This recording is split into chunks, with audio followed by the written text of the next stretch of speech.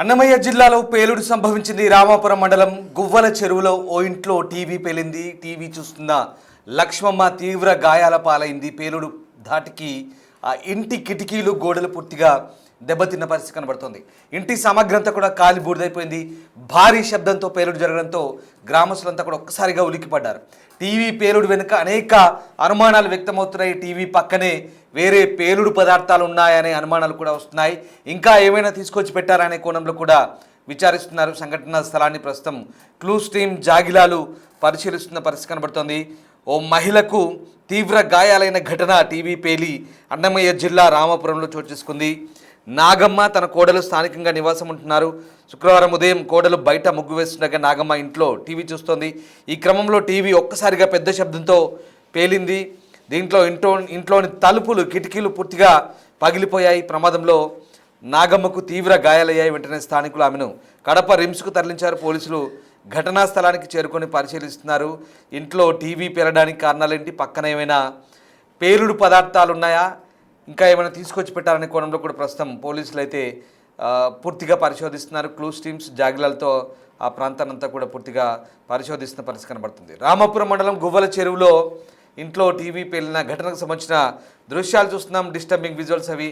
అన్నమయ్య జిల్లాలో జరిగిన పేలుడుకు సంబంధించిన దృశ్యాలు చూస్తున్నాం. సంఘటనా స్థలాన్ని క్లూస్ టీమ్స్ అంతా కూడా పరిశీలిస్తున్నాయి. ఓ చిన్న ఇంట్లో జరిగిన పేలుడు దృశ్యాలు అదిగో ఒకసారి చూడొచ్చు.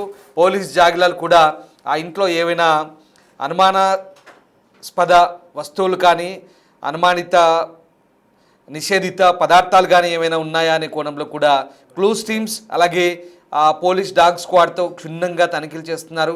ఇంట్లో టీవీ అంత భారీ శబ్దంతో పేలి కిటికీలు సామాగ్రి పూర్తిగా ధ్వంసమైంది.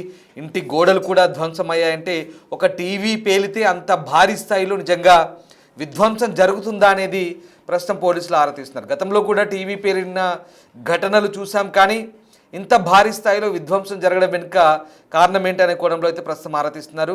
అయితే ఏదైనా భారీ పేలుడు పదార్థాలు దాని సమీపంలో ఉన్నాయా, ఇంకా ఏమైనా అనుకోకుండా అక్కడ ఏదైనా పేలుడు పదార్థాలు పెట్టడం వల్ల ఆ తీవ్రత పెరిగిందా, ప్రమాద తీవ్రత పెరిగిందా అనే కోణంలో ఆలోచిస్తున్నారు. వాస్తవానికి చాలా సందర్భాల్లో కొన్ని సందర్భాల్లో టీవీ పేలుడు ఘటనలకు సంబంధించి మనం వార్తలు విన్నప్పుడు దానికి సంబంధించిన సమాచారాన్ని గతంతో పోలిస్తే కనుక ఈ ప్రమాద తీవ్రత మనకు ఎక్కువగా కనిపిస్తోంది. ఒకవేళ టీవీలో ఏదైనా దాని బ్యాటరీ పేలినప్పుడు ప్రమాద తీవ్రత అయితే ఇంతగా ఉండదు. ఎదురుగా టీవీ చూస్తున్నా లేదా అక్కడ ఉన్నటువంటి వ్యక్తులకి కొంత ఇబ్బందికర పరిస్థితులు ఉంటాయి, తీవ్ర గాయాల పాలవుతారు. కానీ ఇంకా కిటికీ అద్దాలు ధ్వంసమయ్యాయి, ఇంట్లో సామాగ్రి ధ్వంసమైంది, అలాగే ఇంటి గోడలు కూడా పెచ్చులు ఊడిపడ్డాయి, అక్కడ విధ్వంసం జరిగింది. అంటే ఇక్కడ చాలా కోణాల్లో దర్యాప్తు చేయాల్సి వస్తుంది. ఆ ప్రాంతంలో ఏదైనా పేలుడు పదార్థాలు లేదా ఇతరత్ర విస్ఫోటనానికి సంబంధించి ఏదైనా అనుమానిత వస్తువులు ఉన్నాయన్న కోణంలో అయితే ప్రస్తుతం అక్కడ పోలీసు జాగిలాలు క్లూస్ టీమ్స్ అన్ని కూడా క్షుణ్ణంగా పరిశోధిస్తున్న పరిస్థితి కనబడుతోంది. ఆ నాగమ్మ అనే మహిళ అయితే తీవ్ర గాయాల పాలైంది. ఉదయం పూట జరిగింది ఈ ఘటన. రైట్, ఇక ఘటనకు సంబంధించి పూర్తి వివరాలు తెలుసుకుందాం. ప్రతినిధి శివ జైన్ అవుతున్నారు. శివ, ఈ టీవీ పేలుడు ఘటన కాస్త అనుమానాస్పదంగా అనిపిస్తోంది. వాస్తవానికి ఇంత భారీ స్థాయిలో ఒక టీవీ పేలితే ఇంత విధ్వంసం జరుగుతుందా?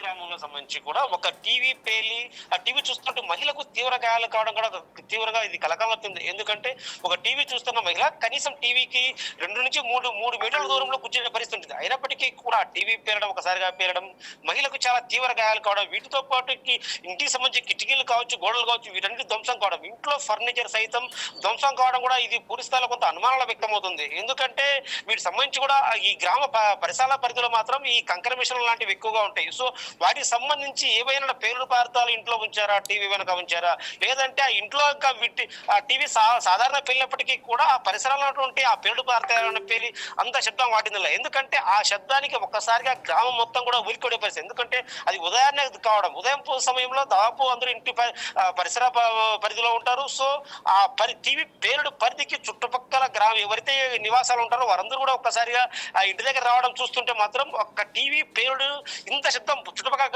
ఇంట్లో వారికి కూడా దాపు, ఎందుకంటే 200 మీటర్ల దూరం నుండి వారికి కూడా శబ్దం వినిపించిందంటే ఖచ్చితంగా ఇది కొంత అనుమానం వ్యక్తం అవుతుంది. సో ఈ నేపథ్యంలో పోలీసులు ఆ ఘటన జరిగిన వెంటనే ఘటనా స్థలానికి చేరుకున్నారు. ఆ టీవీ పేలుడు భారత వెనుక ఏదైనా టీవీ నిజంగా పేలుడు, ఆ టీవీ దానికి సంబంధించి కూడా ఎందుకంటే ఎలక్ట్రానిక్ వస్తువు కావచ్చు, వాటిలో బ్యాటరీలు ఉంటాయి. ఒక టీవీ బ్యాటరీ పేలితే ఇంత శబ్దం వస్తుందా? ఆ పేలుడు పదార్థాలు వాటిని కూడా సేకరించారు. వీటితో పాటు క్రూస్ టీమ్ సైతం ఘటనా స్థలాన్ని చేరుకుని వాటిని కూడా ఆధారాలు సేకరిస్తున్నారు. ఆ పేలుడు వెనుక ఏదైనా సాధారణ పేలుడు పదార్థాలు లేదంటే తీవ్ర పేలుడు పదార్థాలా?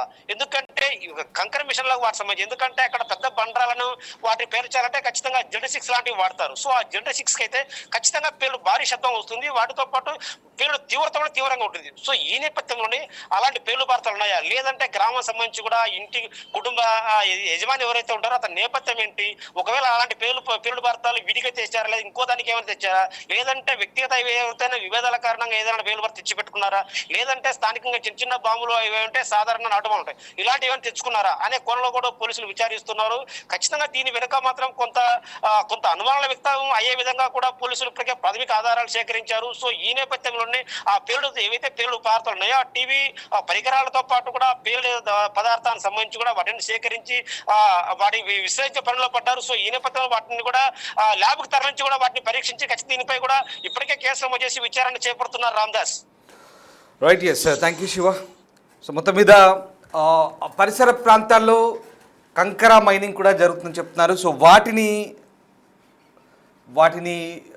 కంకరను కొట్టే క్రమంలో కొన్ని పేలుడు పదార్థాలు వాడుతుంటారు. జిలటిన్ 6 లాంటి కొన్ని పదార్థాలను వాడుతున్నట్టు తెలుస్తుంది. అయితే మరి ఆ ఇంట్లో కూడా అలాంటి ఏమైనా విస్ఫోటనానికి సంబంధించిన వస్తువులు లేదా పదార్థాలు పెట్టారా? ఎందుకంటే ఒక టీవీ పేలిన తీవ్రత సహజంగా పెద్దగానే ఉంటుందనుకోవచ్చు, కానీ మరీ ఇంత తీవ్రంగా దాని ప్రభావం ఉంటుందని కూడా అనుకోలేము. ఎందుకంటే చాలా పెద్ద స్థాయిలో జరిగింది ఆ విస్ఫోటనం.